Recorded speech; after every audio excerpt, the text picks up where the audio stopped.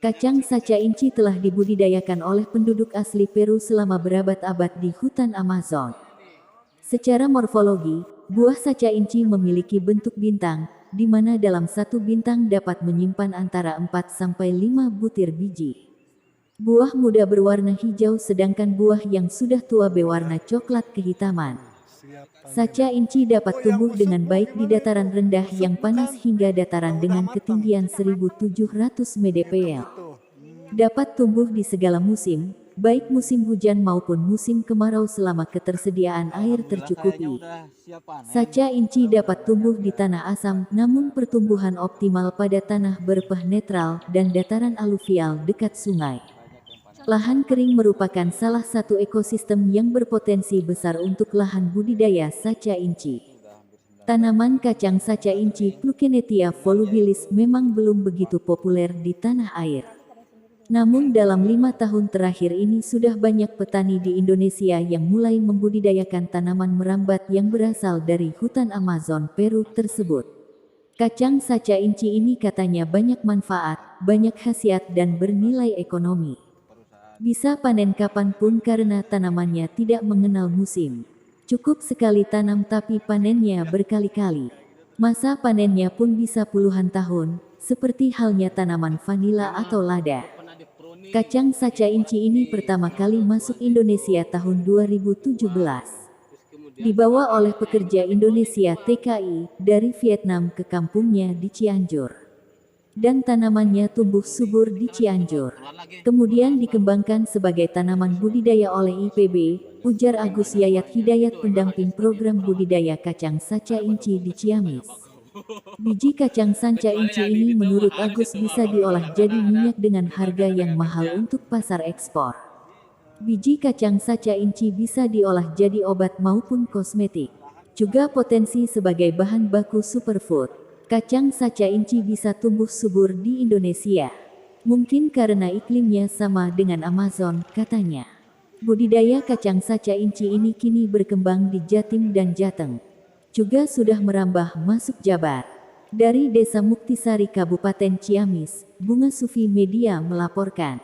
Tong hilapnya di like, komen, share dan subscribe.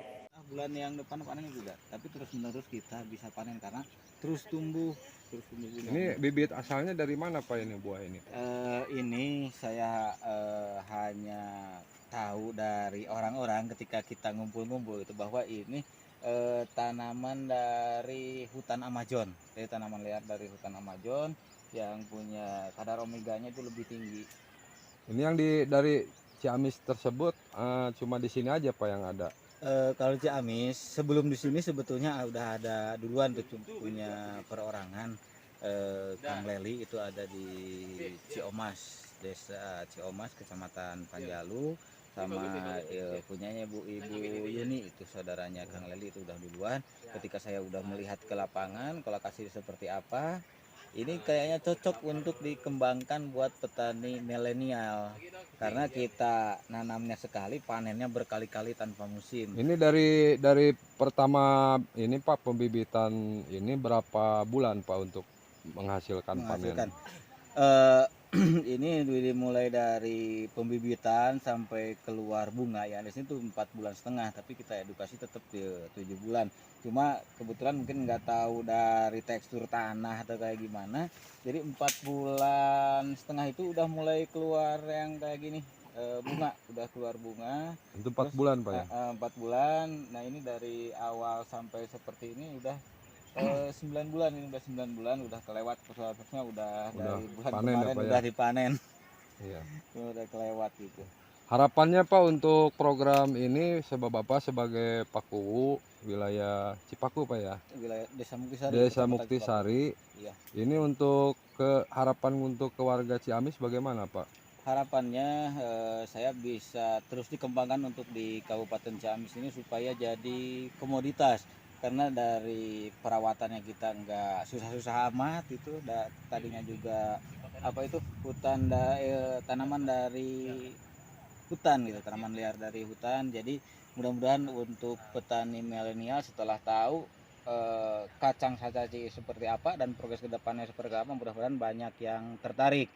Makanya itu saya sebelum ngajak ke orang-orang bahwa ayo kita nanam, ayo kita nanam, ayo kita nanam, daripada seperti itu kita buktikan dulu. Makanya kita template dulu. Jadi kalau misalkan ada yang pingin tahu, ya kita ajak ke sini. Ini template-nya, kacangnya seperti ini, ketika panennya harus seperti apa, udah ada gitu. Itu proses cara pengolahannya Pak, digoreng apa dikukus Pak? Untuk pengolahannya dikukus juga bisa. Terus apa namanya kalau di sangrai itu apa sih? Disangrai. Disangrai ya, di ini gitu pakai pasir Pak ya. Pakai pasir itu bisa. Kadang udah dibuka sama ini dibikin kayak kacang telur, ada yang kayak gitu dibikin kacang telur juga bisa. Itu proses ininya Pak untuk market penjualan Pak udah kemana Pak linknya Pak? Untuk saya sendiri karena panennya juga belum terlalu banyak, jadi untuk kita sosialisasikan aja dulu untuk dikonsumsi untuk kita, pengolahannya seperti apa dikasih tahu. Nanti untuk kedepannya harapannya kita bisa kerjasama sama BUMDes untuk pemasarannya. Kebetulan kita punya Shopee Center gitu, Shopee Center, jadi kita bisa pasarkan secara online. Secara online.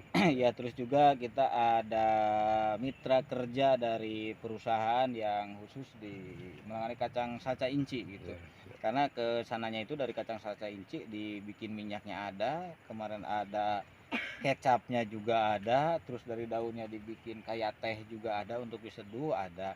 Kebetulan yang di rumah itu ada kecapnya sama tehnya. Tehnya masih ada di rumah yang kayak teh. Jadi bila mana untuk ini untuk kombinasi permasalahan ini datang aja ke Bapak, hubungi gitu Pak ya. Siap, enggak lah, siap, silakan. Ya, siap. Mau jam berapapun ketika saya ada waktu ya hayo kita sharing gitu. Ya, Kita siap. sharing, kita sama-sama. Cuman saya itu misalkan kalau saya hanya sebatas pengalaman seperti itu, yuklah kita sharing, masih banyak kita cari di YouTube seperti apa itu tutorialnya ada, ininya ada gitu.